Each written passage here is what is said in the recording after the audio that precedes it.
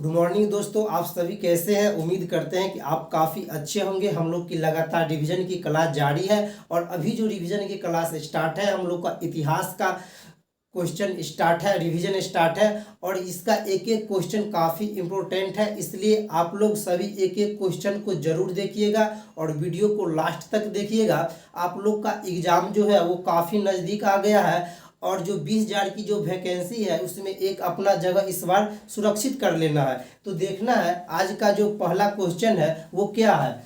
पहला क्वेश्चन है, किस सम्राट को अपूर्व परशुराम या सर्वक्त्रांग या उग्रसेन कहा जाता है। Option A Bindusara, option B Ajatashatru, option C Kalashoka, option D Mahapadma Nanda. तो इसका सही आंसर हो जाएगा महापद नंद। महापद नंद को किस किस नाम से जाना जाता है, तो अपूर्व परशुराम, सर्वक्त्रांग या उग्रसेन। महापद नंद ये कौन थे, ये नंद वंश के संस्थापक थे। महापद नंद कौन थे, नंद वंश के संस्थापक थे और नंद वंश के अंतिम जो शासक थे और शक्तिशाली जो शासक थे वो थे घनानंद। कौन थे, घनानंद। एक और क्वेश्चन पूछता है कि सिकंदर किसके समकालीन थे, तो घनानंद के समकालीन थे। याद रखिएगा ऑप्शन नंबर ए बिंदुसार। दरअसल ये बिंदुसार मौर्य वंश से संबंधित है। किससे संबंधित है, मौर्य वंश से। मौर्य वंश की स्थापना किसने किया था, तो चंद्रगुप्त मौर्य ने किया था और उसी को सेंट्रोकोटस नाम से जाना जाता है। किस नाम से जाना जाता है, सेंट्रोकोटस। यह नाम किसने बताया, तो जस्टिन ने बताया और इसकी पहचान विलियम जोन्स ने किया। तो चंद्रगुप्त मौर्य के ही उत्तराधिकारी बने थे बिंदुसार। कौन बने थे, बिंदुसार। बिंदुसार को अमित्र घात के नाम से जाना जाता है। अमित्र घात क्या होता है, जो शत्रु का विनाश करता है उसको अमित्र घात कहा जाता है। और बिंदुसार आजीवक संप्रदाय के थे। बिंदुसार किस संप्रदाय के थे, आजीवक संप्रदाय के थे। और आजीवक संप्रदाय के स्थापना किसने किया था, तो मैथिली घोषाल ने किया था। किसने किया था, मैथिली घोषाल ने किया था। Option number B Ajatashatru. Ajatashatru ये हर्यक वंश से संबंधित है। इनके पिता का नाम था बिंबिसार। बिंबिसार कौन थे, तो हर्यक वंश के संस्थापक थे बिंबिसार और उसका उत्तराधिकारी बने अजातशत्रु। अजातशत्रु अपना गद्दी पर बैठने के लिए अपने पिता बिंबिसार को ही मार डाला। किसको मार डाला, बिंबिसार को। और बिंबिसार के दरबार में एक चिकित्सक रहते थे जिसका नाम था जीवक। क्या नाम था, जीवक। वो गौतम बुद्ध के इलाज के लिए भेजते थे और राजा चंड प्रघोट उसको भी जब पांडु रोग हो गया था तो जीवक को भेजे थे। कौन, बिंबिसार। तो अजातशत्रु बिंबिसार के कौन हुए, बेटा हुए। अपने गद्दी के लिए अजातशत्रु ने अपने पिता की हत्या कर दी और फिर अजातशत्रु का बेटा का नाम था उदयन। वो भी अपना गद्दी के लिए अपना पिता अजातशत्रु के हत्या कर दी और उदयन ने ही पाटलिपुत्र की स्थापना की थी। पटना की स्थापना किसने किया था, उदयन ने किया था। किसने किया था, उदयन ने किया था। Option number C Kalashoka. Kalashoka को काक वर्ण के नाम से जाना जाता था। किस नाम के से जाना जाता था, काक वर्ण के, मतलब काला कौवा की तरह एकदम थे, तो इसलिए इसे काक वर्ण के नाम से जाना जाता है। और ऑप्शन नंबर डी महापद नंद, जो कि इस क्वेश्चन का आंसर हो गया। उद्दीन। क्वेश्चन नंबर 2, उद्दीन वासवदत्ता की दंत कथा संबंधित है। उद्दीन वासवदत्ता की दंत कथा संबंधित है उज्जैन से, मथुरा से, वत्स से या मगध से। तो इसका राजधानी, इसका आंसर हो जाएगा उज्जैन। उद्दीन वासवदत्ता की दंत कथा संबंधित है उज्जैन से। कैसे संबंधित है, उज्जैन से। किससे, उज्जैन से। Option number B Mathura Krishna का निवास स्थान था। कौन चीज, Mathura. Option number C Vatsa. Vatsa के राजधानी कहाँ था, Kaushambi. Option number D Magadha. Magadha का जो प्रारंभिक राजधानी था वो गिरिवर्ज या राजगीर था। क्वेश्चन नंबर 3, प्राचीन श्रावस्ती का नगर का विन्यास कैसा था? वृत्ताकार था या अर्धचंद्राकार था या त्रिभुजाकार था या आयताकार था? तो इसका जो आकार था श्रावस्ती का यह अर्धचंद्रिकाकार था। कैसा था? अर्धचंद्रिकार था। किसका? श्रावस्ती के। कौशल की राजधानी कहाँ था? श्रावस्ती। एक क्वेश्चन पूछता है गौतम बुद्ध ने अपना सबसे ज्यादा भाषण कहाँ दिए थे? तो यही कौशल की राजधानी श्रावस्ती में दिए थे। और पूछता है प्रथम भाषण कहाँ दिए थे? तो सारनाथ, जिसको ऋषि पत्तनम कहते हैं। प्रथम भाषण कहेगा तो सारनाथ, और उसके बाद सर्वाधिक भाषण कहता है तो श्रावस्ती। क्वेश्चन नंबर 4, अपने पिता के मृत्यु के लिए उत्तरदायी है अजातशत्रु, चंडप्रघोत, प्रसेनजीत, उदयन। तो इसका जो सही आंसर हो जाएगा अजातशत्रु। अभी बताए हैं अजातशत्रु का पिता का नाम था बिंबिसार। गद्दी पर बैठने के लिए अपने पिता को हत्या कर डाला। और फिर इसका जो बेटा था उदयन, वो गद्दी पर बैठने के लिए अजातशत्रु को हत्या कर दिए। ये सब किस वंश से संबंधित है? हर्यक वंश से संबंधित है। चंडप्रघोत ये अवंती के शासक थे। कहाँ के शासक थे? अवंती के शासक थे। जब इन्हें पांडु रोग हो जाता है तो बिंबिसार इसे जीवक को सेवा करने के लिए भेजता है। वही जीवक गौतम बुद्ध के भी दरबार में जाता है। Option number C Prasenjit, option number D Udayan. Option number क्या है? डी में उदयन। इसका सही आंसर हो जाएगा अजातशत्रु। क्वेश्चन नंबर 5, प्रथम भारतीय साम्राज्य स्थापित किया था कनिष्क, हर्ष, चंद्रगुप्त मौर्य या फिर समुद्रगुप्त? तो इसका सही आंसर हो जाएगा चंद्रगुप्त मौर्य। जो प्रथम भारतीय साम्राज्य की स्थापना किसने किया था? चंद्रगुप्त मौर्य। चंद्रगुप्त मौर्य को मौर्य वंश के संस्थापक कहा जाता है और इसे सेंट्रोकोटस जस्टिन ने कहा था और इसकी पहचान विलियम जोन्स ने किया था।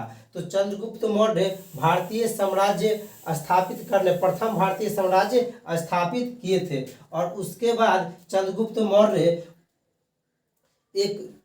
चंद्रगुप्त जो मौर्य है इनकी जो जानकारी होती है वो विशाखादत्त कृत मुद्रा राक्षस किताब में मिलता है। किसमें? मुद्रा राक्षस एक किताब के नाम है जो विशाखादत्त द्वारा लिखा गया है। उसमें चंद्रगुप्त मौर्य की जानकारी मिलती है। और चंद्रगुप्त मौर्य गिरनार में एक सुदर्शन झील का निर्माण करते हैं। गिरनार में क्या करते हैं? पानी की पूर्ति करने के लिए एक गिरनार झील की स्थापना करते हैं। कौन? चंद्रगुप्त मौर्य। और सबसे पहले मालवा, गुजरात और महाराष्ट्र पर विजय प्राप्त करने वाले शासक चंद्रगुप्त मौर्य थे। कौन थे?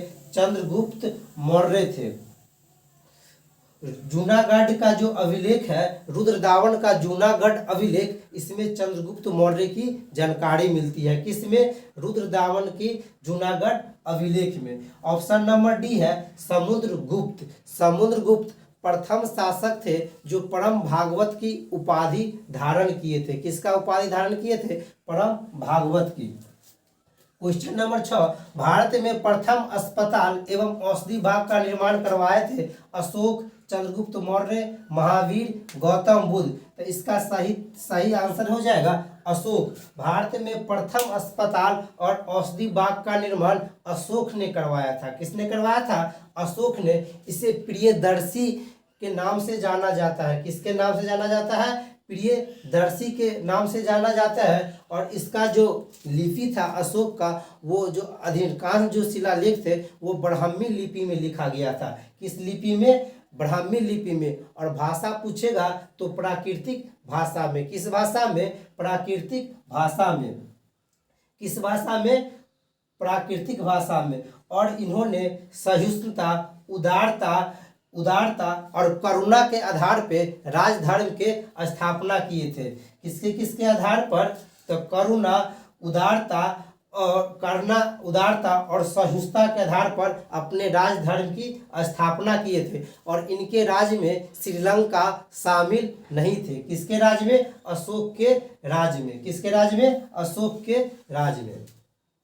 और अशोक जो है वो सांची के स्तूप का निर्माण करवाए थे। किसका निर्माण करवाए थे? सांची का स्तूप, जो कि मध्य प्रदेश में है। एक उत्तर प्रदेश में सारनाथ का स्तूप भी है जो अशोक ने बनवाए थे। किसका स्तूप? सारनाथ का स्तूप और सांची का स्तूप दोनों अशोक ने बनाया था।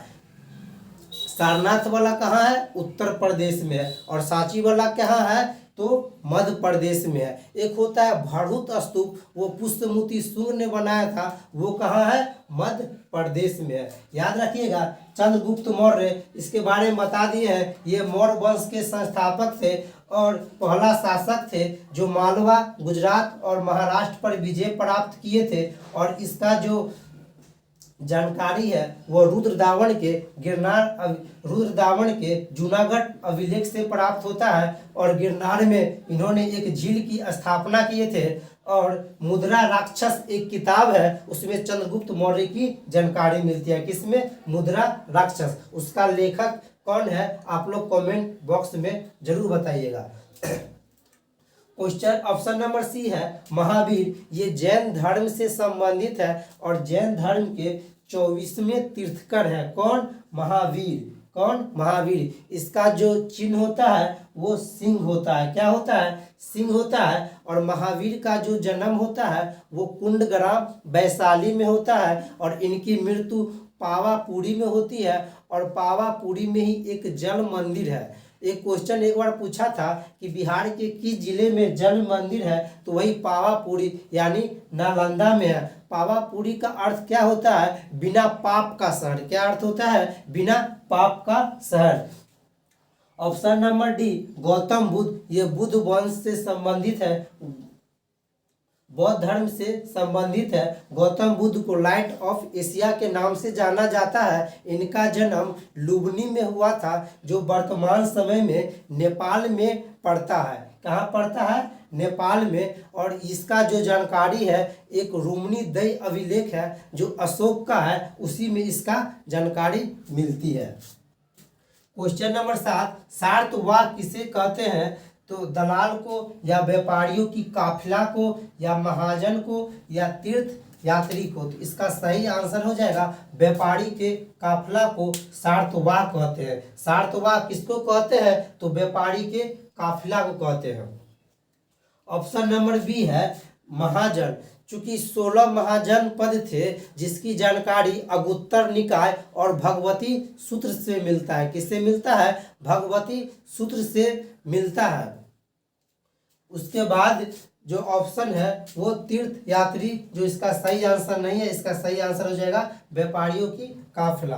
क्वेश्चन नंबर 8, ब्राह्मी लिपि को सर्वप्रथम किसने पढ़ा था? कनिंघम, एच दानी, व्यूलर और जेम्स प्रिंसप। तो जेम्स प्रिंसप सबसे पहले ब्राह्मी लिपि को किसने पढ़ा था? James Prinsep. कनिंघम है ये पुरातत्व विभाग से संबंधित है। ऑप्शन नंबर 9, मौर्य काल में माप तौल के अधिकारी को क्या कहते थे? मौर्य काल में माप तौल के अधिकारी को क्या कहते थे? पोतवाध्यक्ष, पण्वाध्यक्ष, पंकोदक सनिरोधे या डी में है सुनाध्यक्ष। तो इसका सही आंसर हो जाएगा पोतवाध्यक्ष। मौर्य काल में जो माप तौल के अधिकारी होते थे उसे पोतवाध्यक्ष कहते थे। माप तौल के अधिकारी को क्या कहते थे? पोतवाध्यक्ष कहते थे। और पण्वाध्यक्ष मौर्य काल में क्या होता था? तो वाणिज्य विभाग से संबंधित था। कौन? पण्वाध्यक्ष। याद रहेगा, पण्याध्यक्ष कहेगा तो वाणिज्य से संबंधित था और पोतवाध्यक्ष कहेगा तो माप तौल से संबंधित था। ऑप्शन नंबर सी देखते हैं, पंकोदक सनिरोधे।